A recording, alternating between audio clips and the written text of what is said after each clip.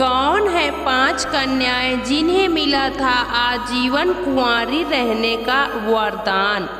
पौराणिक काल में कई ऐसी कन्याएं हुई जिन्हें ये वरदान मिला कि प्रेम बनाने के बाद भी कभी भी उनका कुंवारापन भंग नहीं होगा।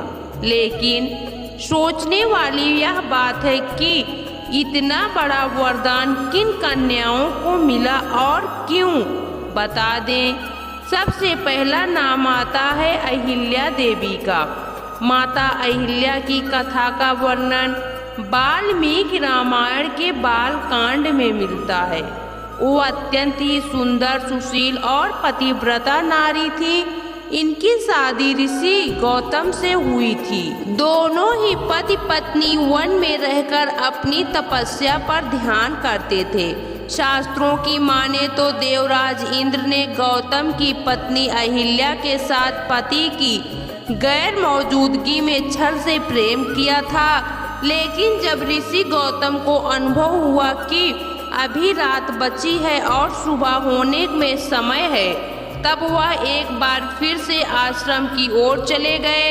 लेकिन जब ऋषि आश्रम के पास पहुँचे तब इंद्रदेव उनके आश्रम से बाहर निकल रहे थे। उन्होंने इंद्रदेव को पहचान लिया। देवराज इंद्र द्वारा किए गए इस कुकृत्य को जानकर ऋषि क्रोधित हो उठे और इंद्रदेव के साथ देवी अहिल्या को भी श्राप दे दिया। जिसके बाद देवी अहिल्या ने क्षमा याचना की और कहा कि इसमें मेरा कोई दोष नहीं है। लेकिन गौतम ऋषि ने कहा कि तुम शिला बनकर यहाँ निवास करोगी। त्रेता युग में भगवान विष्णु के अवतार राम जन्म लेंगे, तब उनके स्पर्श से एक बार फिर से तुम्हारा उद्धार होगा। अगला नाम आता है लंकापति रावण की पत्नी मंदोदरी का। दरअसल मंदोदरी को चिरकुमारी के नाम से भी जाना जाता है। ये किसी और की नहीं बल्कि राक्षस राज मायासुर और अप्सरा हेमा की पुत्री थी।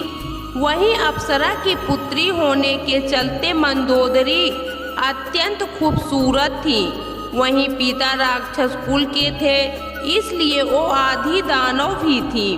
वहीं अगर मंदोदरी की शादी की बात की जाए तो महादेव के एक वरदान की वजह से ही उनका विवाह लंकापति रावण के साथ हुआ था। दरअसल मंदोदरी ने महादेव से वरदान के रूप में मांगा था कि उनका पति धरती पर सबसे विद्वान के साथ साथ शक्तिशाली हो। जिसके बाद उसका विवाह रावण से हुआ था, जिससे मेघनाथ, महोवर, प्रहस्त, विरूपाक्ष, भीकम, वीर जैसे बलवान पुत्रों का जन्म हुआ था। पुत्रों को जन्म देने के बाद भी मंदोदरी का कौमार भंग नहीं हुआ। दरअसल इन्हें चिर कौमार का वरदान प्राप्त था। इसके साथ ही अगली कन्या की बात की जाए तो अगला नाम आता है देवी तारा का।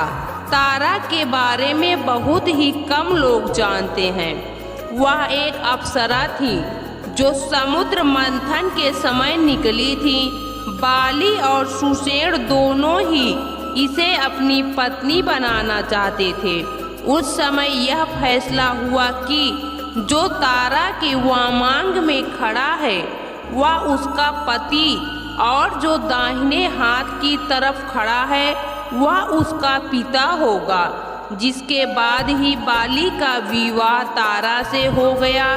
जब बाली के भाई सुग्रीव ने उसका वध किया था, उसके बाद उसकी पत्नी तारा को बहुत दुख पहुंचा था।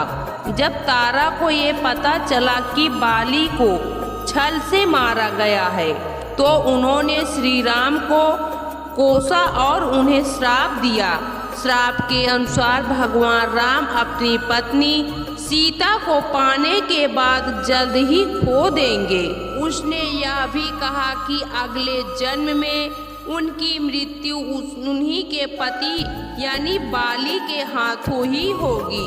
जिसके बाद द्वापर युग में श्री नारायण ने भगवान कृष्ण के रूप में जन्म लिया था और उनके इस अवतार का अंत एक शिकारी भील जरा, जो कि बाली का ही दूसरा जन्म था, उसके द्वारा हुआ था। इस लिस्ट में अगला नाम आता है पांडु की पत्नी कुंती। दरअसल कहा जाता है कि यदुवंशी राजा सूरसेन की पृथा नामक कन्या और वासुदेव नामक एक पुत्र था। पृथा को राजा सूरसेन ने अपनी बुआ के संतानहीन लड़के कुंती भोज को दे दिया।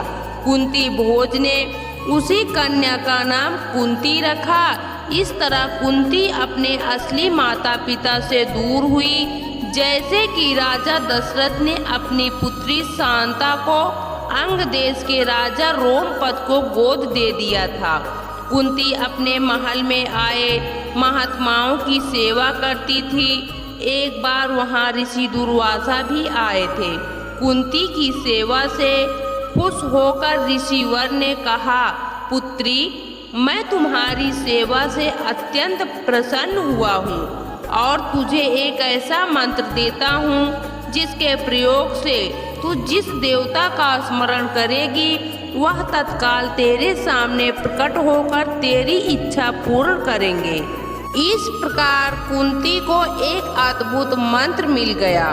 कुंती का विवाह हस्तिनापुर के राजा पांडु से हुआ था। कर्ण के साथ साथ कुंती के और भी 3 पुत्र थे, युधिष्ठिर, भीम, अर्जुन।